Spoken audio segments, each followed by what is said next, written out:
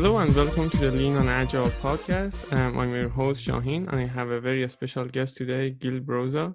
I had the privilege of learning from him. We are both from Toronto. Our home base are Toronto, so I have the privilege of knowing him and learning from him much. He has written two books, The Human Side of Agile and The Agile Mind-Set previously. He recently has written a third book, Agile for Non-Software Teams. So we are going to mainly talk about the book and other topics. But before that, hello, Gil, and Hi. thanks for joining us. My pleasure. Gil, I wouldn't do the justice introduce you for our audience. Would you please tell our audience who Gil is? All right. Thank you.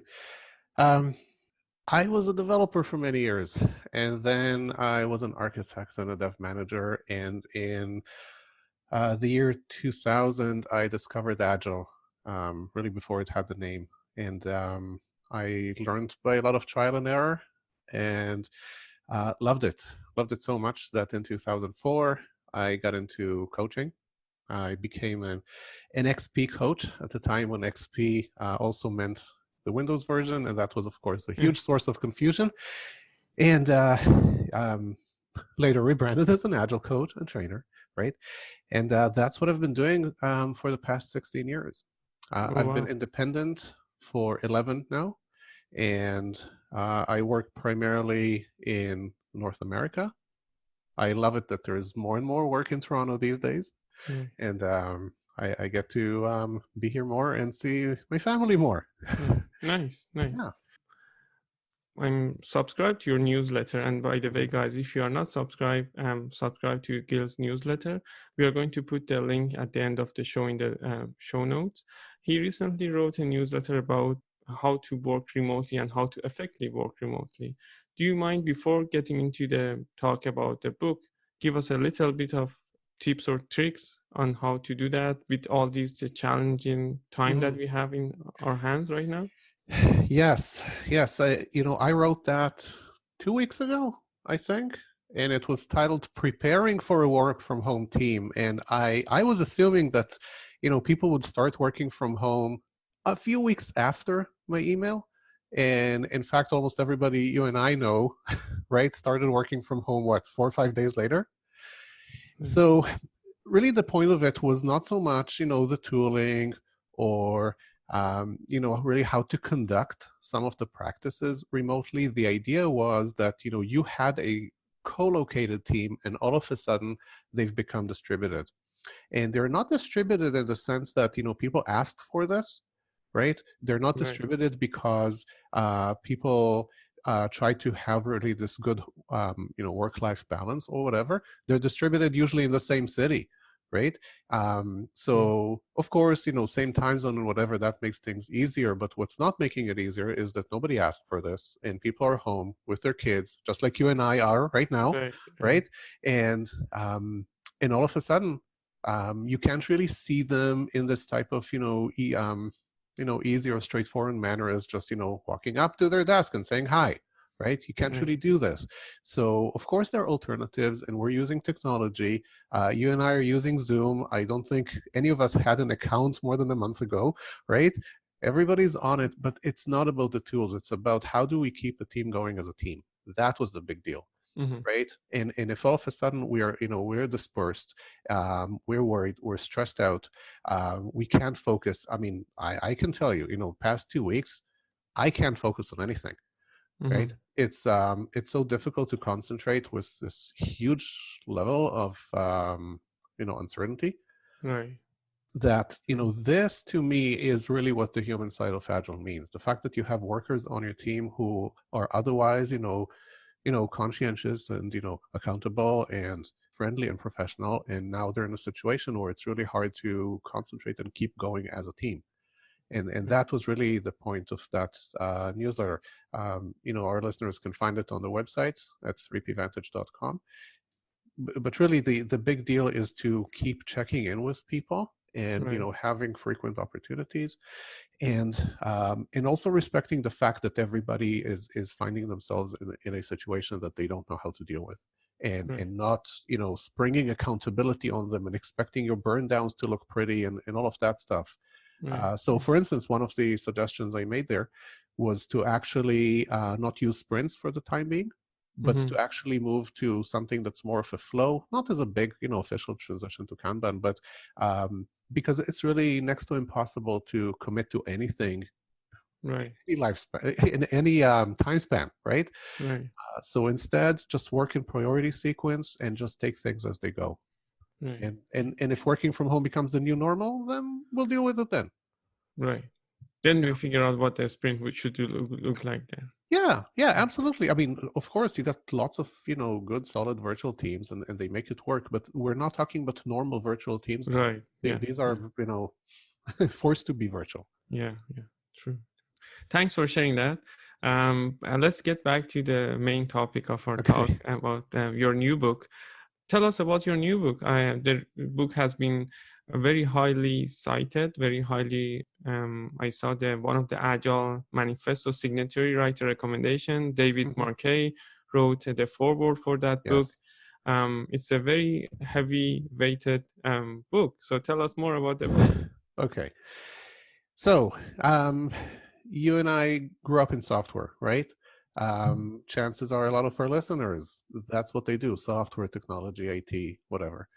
And we sort of have a good sense of what it's like to run Agile, but it took us a couple decades to figure it out, right? So, like I said earlier, I started in Agile 20 years ago. Nobody knew what it was like. I mean, there were a few people to learn from. And now, if you look outside of software, if you look at business functions, support functions, facilities, HR, marketing, business units, all sorts of business-specific departments, there's a lot of interest in Agile, but they don't know how to start. They don't know what it might look like. They don't know how to, proceed along the journey in ways that would actually be helpful to them, as opposed to copied from software. And software is very specific, right? It has constraints and it has complexities and it has parameters and economics that are unlike most other pursuits in a business. And so copying what sometimes works in software over to, let's say, HR doesn't really make a lot of sense. So what I wanted to do is, to help people in that situation where you have, I don't know, head of HR, a director of marketing, the facilities manager, or also simply, again, business-specific departments to say, okay, we want Agile. How do we go about it? What would it look like for us? And like I did in the two previous books, without prescribing solutions. Right. Wouldn't be as easy as I saw some people, I don't call them coaches, but some people in Agile world, they change the software in the Agile manifesto to solutions or to inventions or innovations. And then they call, this is your manifesto or Agile manifesto for a non-software team. Isn't that as easy as that? Well, okay, it depends on which level you look at, right? So when we talk about an Agile way of working, we're talking about both mindset and tactics, right? So the mindset is the choices you make, and the tactics are what you actually do, right? Those tools and practices and processes and whatnot. When you look at the mindset, one of the things is, what do we care about and optimize for? And in software, we want working software frequently, right? Mm-hmm. We want to ship something that makes a difference on a regular basis, hopefully frequently. The same concept applies outside of software. It's something you want to optimize for. You want to deliver to your consumers, whoever they happen to be, solutions that help them accomplish their purpose. Now, a lot of the variety will happen at the level of the tactics, right? So in software, we know, okay, it means such things as having good, automated test coverage and writing small things and deploying frequently to production and automated pipelines and blah, blah, blah, right? But when you talk about something like marketing or sales, there's not much by way of automated testing that you can do. What you consider a pipeline would look totally different. So how can you accomplish that same objective in a different context is really the question. would the software organization has gone through the same thing, that the tactics were not easy for them at the start for the agile transformation? Mm-hmm. Like maybe like 15 years ago, it wasn't as easy as having a pipeline for going to production. Mm-hmm. And this is the wave that you are seeing in, for example, in marketing, that the tactics for that award is not easy. Because I was reading your book and you were talking about purpose, mindset, and tactics. Mm-hmm. And for me, the mindset was the hardest part to tackle. But now that you're talking about, I'm looking more outside of the software. I Mm-hmm. think tactics might be harder for them first rather than the mindset to tackle. Well, that really depends on the field that you're in, right? So outside of software, marketing seems to be the area where people really take on to Agile more than in any other field. So they're figuring out tactics, right? And you can do all sorts of things with the, campaigns and testing and so on. But there are other fields where some of the tactics might be simply a lot easier. Okay, so the tactics will be, I think, will be quite different no matter what field you're in. Mm-hmm. And will they be harder than the mindset? Not necessarily. I think part of the challenge we had with going to mindset in software development was that it was not even a subject of conversation, right? We for many years, the idea was practice it, take the practices, you'll be fine, shuhari, right? Everybody will be saved. Well, no, right? So the matter, okay, look, I wrote the mindset book in 2015 because there hadn't been a book on the agile mindset. People said, well, you should operate in an agile way, but what is that? Right? It was never a subject of conversation, right? You would read books, for instance, and there might be, several pages that kind of say, yeah, we want to, be collaborative and we want to be self-organizing and this and that, but that was it. Right. So what I'm suggesting in the book is, identify where you want to start, identify what you want to optimize for, what sort of assumptions you're making, and then choose principles that fit for it. So this is actually mindset first, right? Based on the mindset, then you figure out tactics. People are smart enough. They can do this. It's not like, having a demo every 2 weeks is somehow, cosmically right. It's not. Right.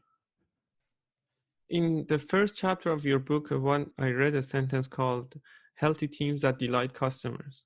Yes. And I guess you were talking about, and I was like, oh my God, if like no matter what environment you are in, if you are focusing on building healthy teams that delight the customers that you're in that field, you are capturing the essence of what Agile or whatever your end goal is to be. So is that, if someone wants to become more effective at what they do, even though they don't know what Agile is, if they focus on healthy teams that delight customers, is that the golden nugget? Is that it's not easy to find the balance between healthy teams in your organizations and that delight customers. Right. But it's definitely a great start, right? So, what I suggest in the book is definitely guided by the value system that was put forward in the Agile Manifesto. It's not the only set of values that make sense, right? So we have lots of, other suggestions out there for instance, Modern Agile, that's another set of 4 values that is not identical to the manifesto, but it's congruent with it, right? It makes sense. It gives you agility. So you have that.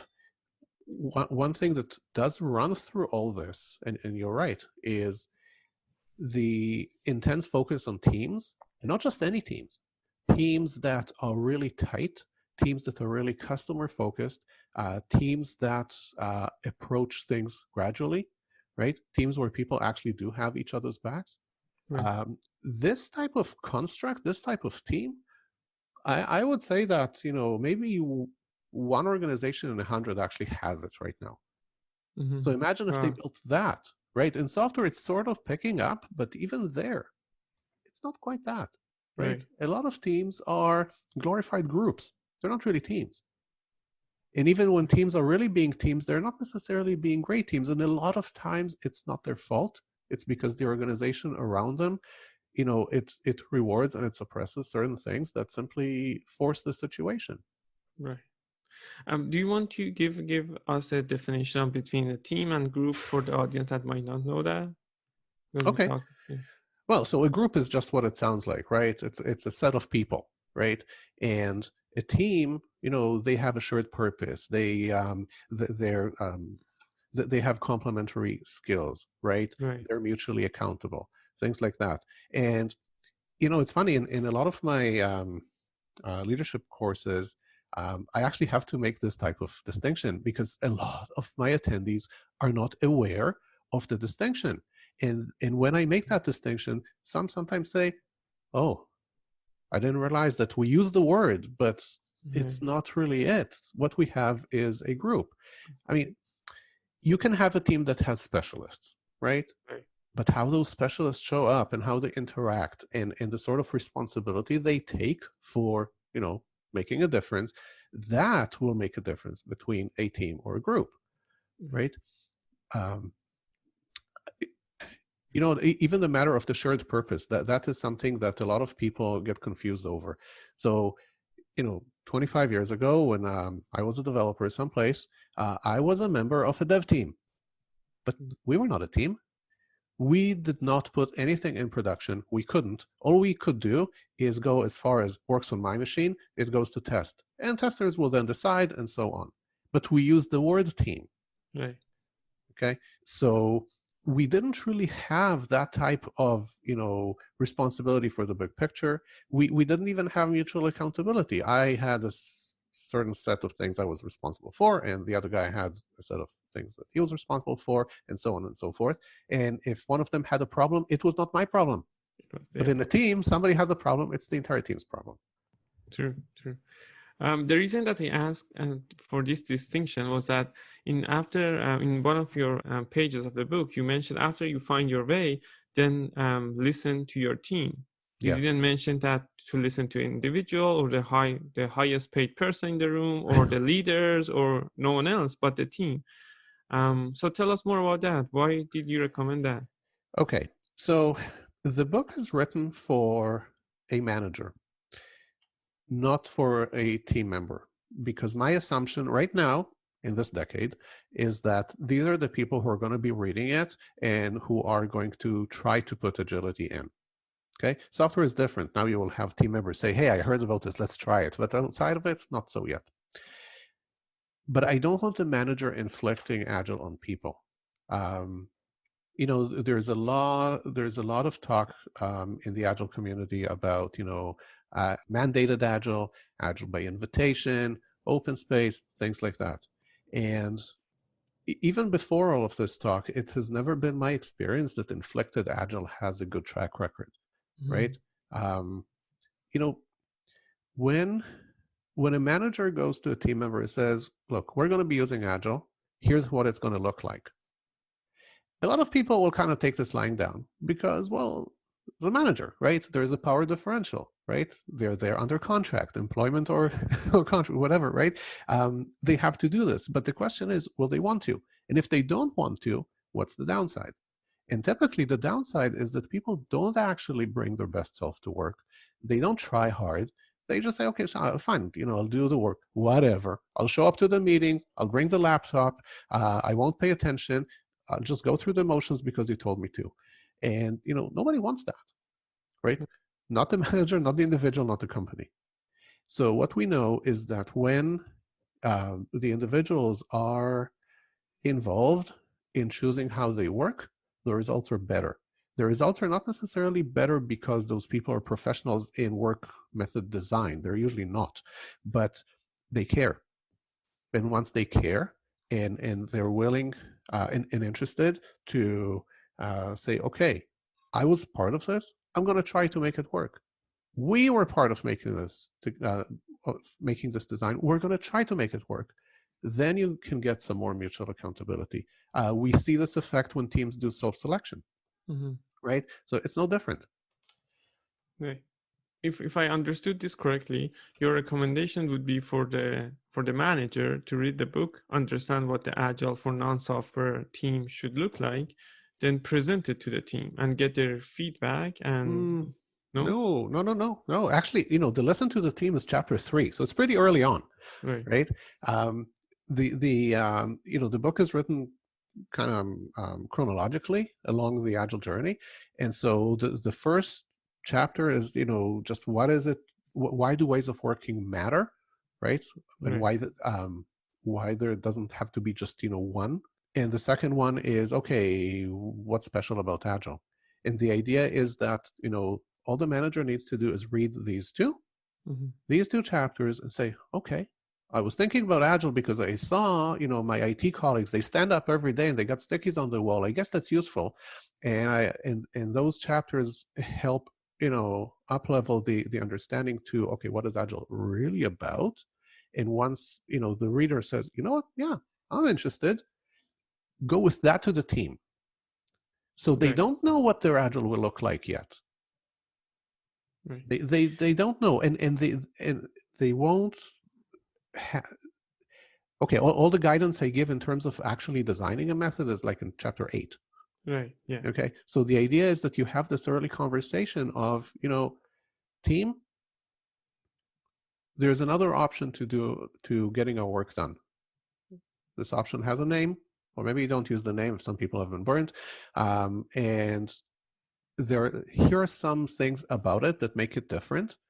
Here are areas where it has, made a good difference. We have other parts of the company that have been using it and they seem to like it. Going there wasn't easy. What do you think? As simple as that. And you brought up the chapter 8 because I really enjoyed reading that part.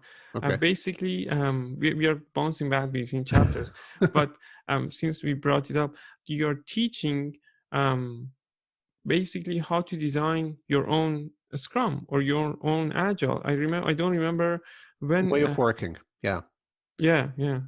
Definitely not designing your Scrum. Yeah. And so this is nothing against Scrum, but Scrum Right. is a very specific choice of starting. Right. Okay. And I can tell you from all the interviews I've done for the book, and I've done several dozen interviews with people who have tried Agile outside of software, some successfully, some not. The few who picked Scrum changed it beyond recognition.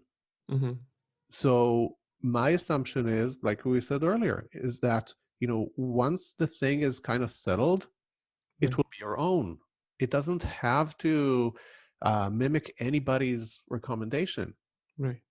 And so if you want a way of working that is Agile, then you start again with, values and principles, and now you design it. And what you're saying is, in chapter 8, we talk about, what should your way of working describe or attend to in order for it to just be useful and effective.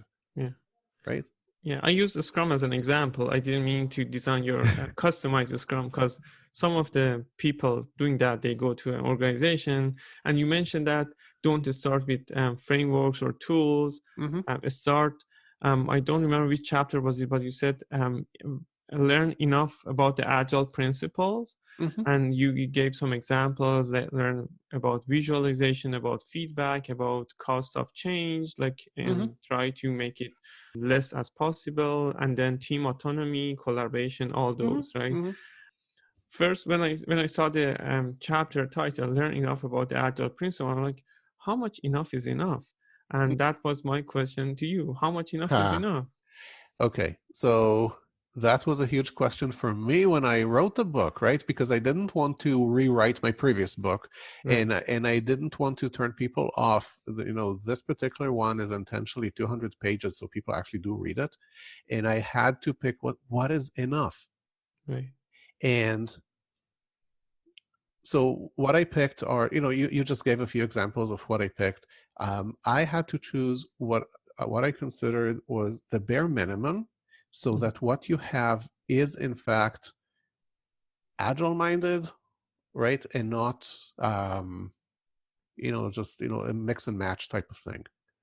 Right. So, just for our listeners, I'm just going to read out the section headings, like what is enough about the Agile principles.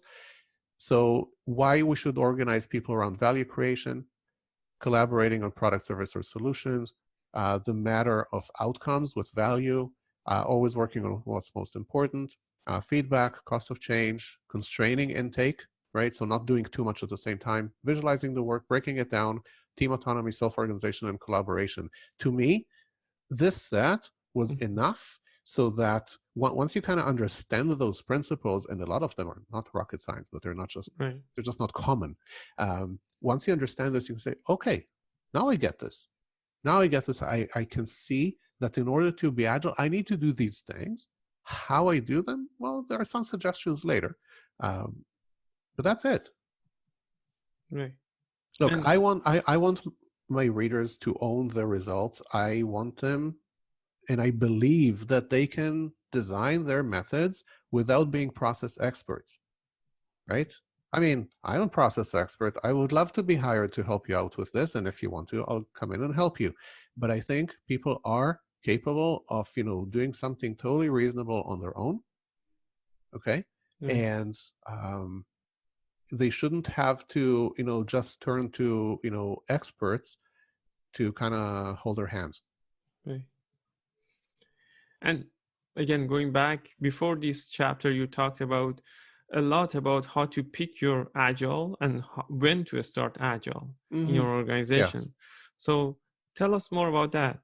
Right. So one of the first things to do is to determine where you'll start, where you'll try it for the first time. Now, what does that mean? If you think about pretty much all the agile literature, it doesn't say anything like that, because the typical software team has a single product which they work on for a good period of time until they move on to another product or the next version. It's several people, and the work is by and large development. You will have some occasional things such as, bug fixes and maintenance and whatever, but it's generally development. Okay, and so that's why a lot of the Agile literature is very much about, okay, you bring Agile to your team, you kind of change everything at once, because there is essentially one big target of work. But if you look outside of software, that's usually not the situation. So let's take a finance team, for instance, right?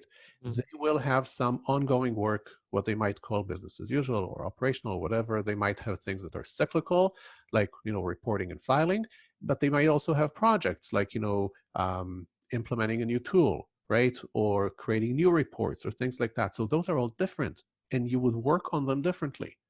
Some of them need a way of working that is more, predictable, kind of churn things out type of thing, kind of like a basic Kanban, sort of. Whereas, building new reports, that's great for Agile. So the idea is that you look at the kind of work you do, and you find a place or two where you say, let's do this here for the beginning. Learn from that. So we would apply it there. We would, again, choose a few principles, design a way of working. It doesn't take long. And we get started and we practice with this. Okay.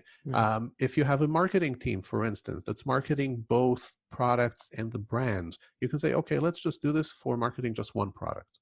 Or maybe we have one conference coming up, and nowadays it's virtual, and right, and just try Agile on that one, not on everything. Right. Because we want to learn fast, we want to fail fast, because we don't know what we're getting ourselves into, and we also don't want to risk everything. So once you've done that, now you can expand. Now you can expand and do more of the same type, or more teams, or more products, or more solutions, whatever makes sense. And you talk about the support as well. That I'm not sure if you want to go into detail of the satire change model that you put there, and it's true for any changes that we put there. But with the new, like with the small, for example, the Agile conference that you're trying for the conference that you're trying Agile way of working on it, right? You might get into challenges that you never saw before. You might get into chaos, as you called it, right? And I don't think that without support, you can get through it, right? So my question was that at what level, because we talk about the team and the managers that they have this vision, they're supporting them. What kind of support are we talking here that the team needs? Right. So, the satire model definitely predicts that as you make a change, some things will become unfamiliar, uncomfortable, up and down, right? That's that whole chaos thing. And the support we're looking at is support from leadership. And that's why there is a portion in the book about, as a manager, prepare to support people in doing this, right? And the point is not so much, clockwork implementation of some agile method, but are people actually acting in an agile way, and do they have a good level of safety? So that's, of course, something that's mentioned there several times. This applies to any kind of change. You're absolutely right. And this is no different. If you have something that you want to try agile on, the deadline's really close, you don't know what you're doing, this is all brand new, people are maybe a bit nervous, maybe don't start with that one. Maybe make that the second thing you get to, right? Start with something else. So look, even in agile transformations in technology, we don't transform everybody at the same time, regardless of where we are along the timeline, right? We pick a time when people can actually accommodate this, when you have a margin for error, where you have time for learning, and so on, right? That's no different. Right. You mentioned one thing that really resonates with me.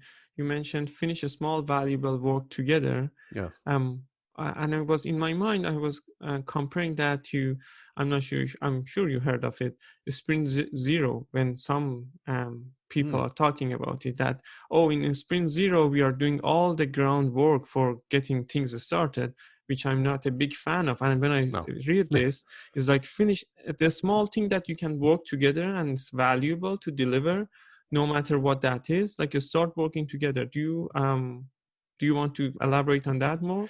Yeah, I share your opinion about Sprint Zero, but this is definitely not it. I mean, the idea with the finish small valuable work together, it's a little mantra. It's a little mantra for a team that's just starting out. They don't have the new process memorized, right? Few people feel comfortable really telling you exactly what everything is going to be about in a new process that they just configured. And so my recommendation there, and it's based on things that I've done with software teams as well, is, don't sweat the process, right? Instead, focus on finishing small, valuable work together. Everybody can remember these 5 words, right? So generally, work together, look for work that's meaningful, and not just, be busy, and finish it. You start something, finish it. Mm-hmm. Make it so however you want to. If you want to pair up on things, you want to split up. If you want to put stuff on the wall or not, that's okay. Of course, as a coach, I would be thinking of certain things that they could do to make things better. And if I were coaching a team like this, like on a daily basis, let's say as an embedded coach, of course, I would give more and offer more and support more. But my assumption in this book is that those teams are actually not going to get coached. Right.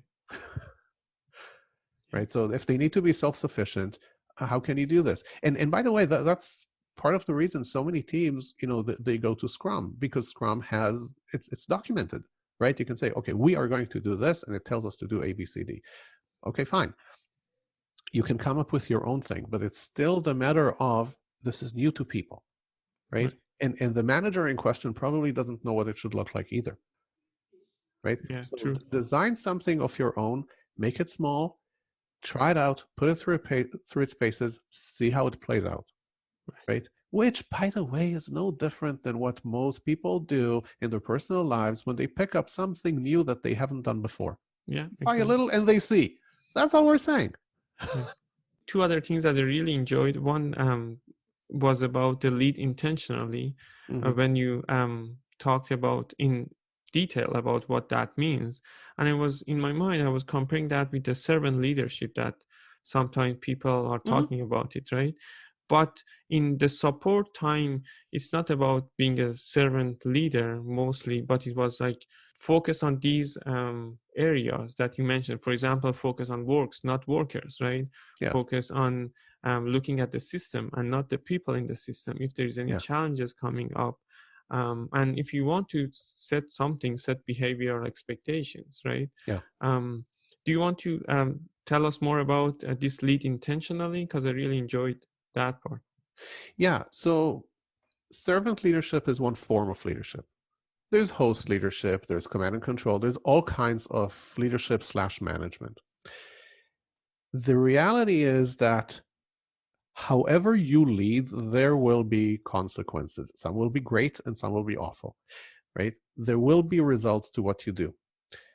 The recommendation there is take some time to think how you want your leadership to be so you get more of the results that you want and less of the results that you don't want, right? So, for instance, I'll give you an example. We're living now in an unusual time, right, with the virus, right? So a lot of people are busy now trying to make that work from home situation happen, and they're doing a bit more of their disaster planning and business continuity planning and whatever. During this time, they'll be talking to their team members, they'll be talking to their peers and colleagues and whatever. Some of their communication will not be intentional. It will be reactive. And when that happens, what people do is they kind of fall back to what they're used to, but also to some of their fears, right? So it is not inconceivable that, some managers in today's situation are being short with their people, right? Because they're stressed out and everything is, going crazy and whatever, and they might be short and they might be more, should I say this? The word that comes to mind is dictatorial. I can't think of another word, but they might be more forceful than they otherwise want to be. What I'm suggesting, and it's not just for unusual times like this, is choose for yourself how you want to come across, how you want to be. If you want to be a servant leader that empowers a team, be intentional about that. Don't just say, yeah, of course, yeah, I'll do this, fine, whatever. And then when a situation arises that's, kind of unusual, you default to other behaviors. Mm-hmm. Okay. Leading intentionally means that you are thinking about how do I want me to be? How do I want my team to be as a result of my actions? How do I want the company to be as a result of the team's actions? And basically making that your setting. It takes skills and it takes practice, but making that the setting. Right? It's just like, both you and I are parents, right? Some of our intentionality is we want these kids to be independent, and good members of society. That's just how we want it to be. Right. Okay. And so as a result, sometimes we pick our battles, right? That's just one little example of that. Right. And then you were talking about, after all the support and all that in your book, is about how to assess how it's going and then how to expand it. So yeah. These days I'm a little bit more working with data and coaching with data. So tell us what are the patterns that you see for assessing how it's going? Is there a set of data that you recommend, or it depends on what the team decides, or depends on what the end goal is? Yeah, so it's really the last things you said, right? Because look, when we look at software teams and we look at how they assess what's going, that we have a whole slew of metrics, right? We have things from velocity and cycle time to team happiness to delivering to value delivered and so on, and they all measure different things. Okay, so I have this whole section in the book about how metrics are a thorny issue, right? And we know this from 20 years in software that you can game them and they sometimes drive the wrong behaviors and blah blah blah, right? So they're a thorny issue. They're not an obvious one. So what I suggest in the book is something very simple that any reader can do, and it takes maybe 20 minutes. And that is, it's basically two questions. The first one is, how well are we following what we said we would do? And the second one is, how is this helping? Right? So the first question goes to, when we started on this subset of our work, we said we would do, this set of Agile principles. And we customized some methods, whatever. But let's look at what we're actually doing now. How does it reflect those principles? as opposed to whatever we had started with, like whatever we had before we started the change. Okay. Basically, this is a qualitative assessment. It's a high, medium, low type of situation of are we doing what we said we would do? And then look at how is this making a difference? Right. So in software, we would call this value delivered. This is the same thing. And the question basically can be how has this moved a needle? How has this helped our customers? And for many of the readers, the customers are internal. How is this helping our customers get their work done better? That's it. Right. That's it. If they ever want to go to more elaborate metrics, I'm sure they would not be using this book. And that's okay. Right? Yeah, That is a good because start. I just want people to start because, I'm sure you see this also in your own work where, we start a team along, the Agile journey and 2 weeks pass and somebody already wants to measure something. Right? Mm-hmm. And there's nothing evil about this, but it's also sometimes misguided. Yeah. Right? Because we can usually tell if we're being agile or not, right? We don't necessarily need the number. Okay. If we're not being agile, well, okay, maybe we should do something about this. If we are and it's working out, good. Let's try this another cycle. Still are. Okay, now let's see if we can measure and improve, such as cycle time. In this book, what I really enjoyed was the combination of different philosophies of Agile, Lean, Kanban. Like you brought many of these things together and put them in a very nice way for people to understand them and use them. Do you want to talk about a little bit about Lean, Agile, and how these two things work in hand? Because in your book, you mentioned that Lean is an ancestor of Agile. And after all, this is a Lean and Agile show. I had to ask you this question. Okay. Well, Lean is also an ancestor of Kanban, although nowadays they're kind of moving apart. Anyway, like every good idea that starts taking on the world, it kind of mutates and has followers and camps and whatever. And I did not want my reader to fall into the trap of, I have to choose. One expert told me this and the other expert told me that. And this is certified and that one is certified, but they don't agree. So now what do I do? Right? I don't want people to do any, to suffer any of that. Right?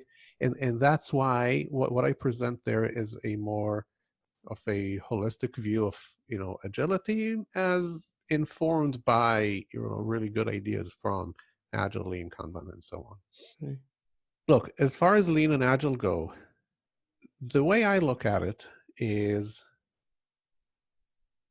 they have somewhat different mindsets, right? So the Lean mindset is a bit different from the Agile mindset, and it's true that one kind of gave birth to the other, but of course they've changed over time. When you look at Lean, Lean really values deliver fast and have a human-centered environment that creates that.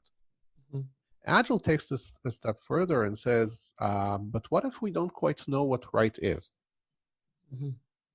Right? So in Lean, Lean was great for manufacturing because you know what you're building and you want to build it with minimal waste. You want to do it repeatedly with minimal variety, right? And you want more of the thing. Awesome for that, okay? But Agile says, well, what if there is variety? What if we don't know what the right answer is? Okay. And when you don't know what the right answer is, because it is mostly because it's subjective and the market's changing and right, all those things, you would want to work differently. Cutting out waste is not the first thing you should do. Right. So now you have Kanban, for instance, that says, okay, well, we kind of know what we're doing, but there is variability in what comes into the process. So it's sort of midway. Right.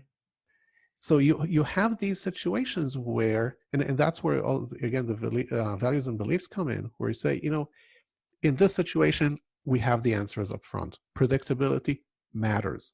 Controlling costs and schedules matters, right? And we're in a situation where we can afford to do this. We have to, and it's legitimate. We can get all the answers up front. In that situation, you do one thing. The book will help you with that as well. Whether it's this situation or the opposite, where you're saying, well, we don't have the answers up front. We don't know how people would respond. Again, marketing could be an example of that.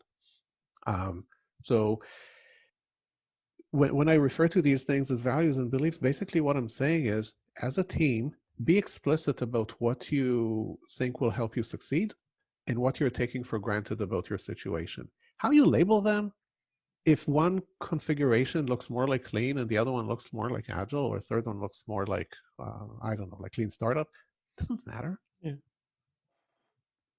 I don't know that all this tagging is useful. Yeah. I'm on that side with you as well. And last but not least, you talk about small a agility or a small a agile Mm-hmm. versus a big agile, which talks to what you just mentioned about these big tag names Yes. in your book. And I guess what I really enjoyed about what you talked about in your book about the small a agile was that it's not for the development or for product, but it's more like what we call it business agility, or that's what is wrapped around these days. Yeah. So if we go to the core of Agile, it's about the whole process, not only on the tech side or the development side. Right. And look, we started in technology. It's been 20 years there. It's not that it has not happened outside of technology, but relatively speaking, it's very little. Now that we understand this and we've been practicing with what must be the hardest problem ever, presumably now we can expand this to others and share our lessons, which is really what I try to do here. Right. Yeah. Gil, you mentioned that you have done many interviews for this book, and you put some of them in the book. Were there any surprises, or were there any aha moments from those interviews that you want to share with us?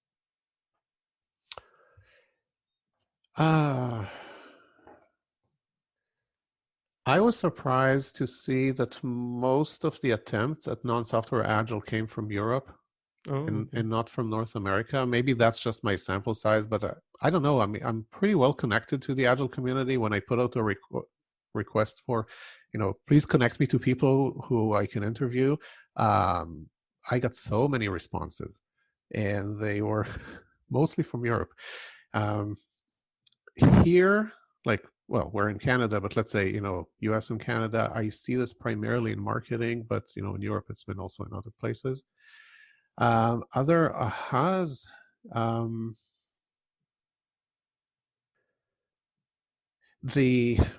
I would say that, yeah, the variety of implementations was pretty remarkable. Mm-hmm.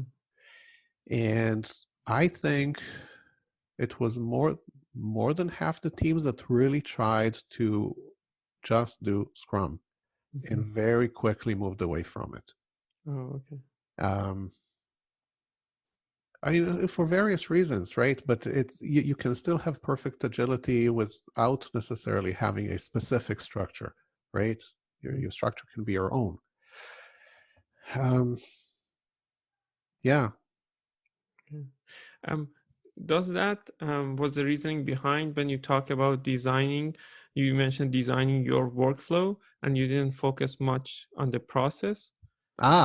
Well, that actually that came from one of my clients where they said, process here is a bad word. Mm-hmm. Process for us means tell me what to do, I'll do it, and you'll approve it. Okay? And, process for technologists, it probably has a different meaning, right? So if I talk to, a software person, talking about process makes perfect sense. But I was going to assume that this was not the case outside of outside of software, and I think the word workflow is more neutral, has less baggage. Well, hopefully it stays that way. I know it's so hard to find words that don't have baggage, right? Right. Like velocity, I tell my teams not to use that word, right? Because it communicates so many wrong things about Agile. But it's hard to find an alternative. By the way, the alternative I use is capacity. Yeah. Thank you, Gil, for your time. I really enjoyed the time and the book that I read. Is there anything else that you want to share with our audience before saying goodbye to you? Um, Anybody who who chooses to read this book and act on it, I would love to have a conversation with you. No strings attached. I want to help out. For me, helping the world with Agile is the best job ever. So if I can do more of it and help more people, I would love to. Thank you, Gil. It was a true pleasure to have you on the podcast. Thank you.